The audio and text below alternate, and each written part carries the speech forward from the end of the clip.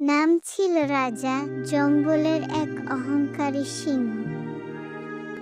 নিজের শক্তি ও গর্জনে সে এতই গর্বিত ছিল যে অন্য সব প্রাণীকে তুচ্ছ ভাবত।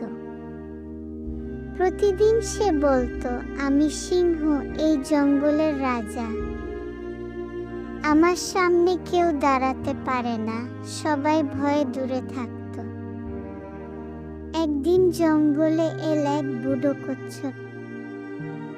ধীর গতিতে হাঁটে সে, কিন্তু মুখে শান্তির হাসি।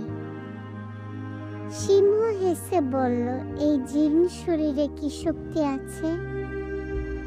তুই আমার সামনে কিছুই না।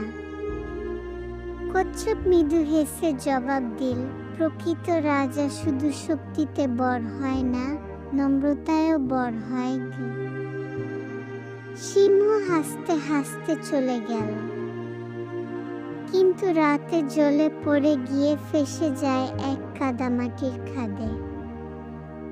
ডাকলেও কেউ এগিয়ে এল না। শেষে কচ্ছপই ধীরে ধীরে এসে তাকে সাহায্য করে। লজ্জায় মাথা নিচু করে সিংহ বলল, আমি ভুল করেছি। অহংকার আমাকে অন্ধ করেছিল। সেই দিন থেকে সে নম্র হয়ে যায়, আর সবাই তাকে ভালোবাসতে শুরু করে।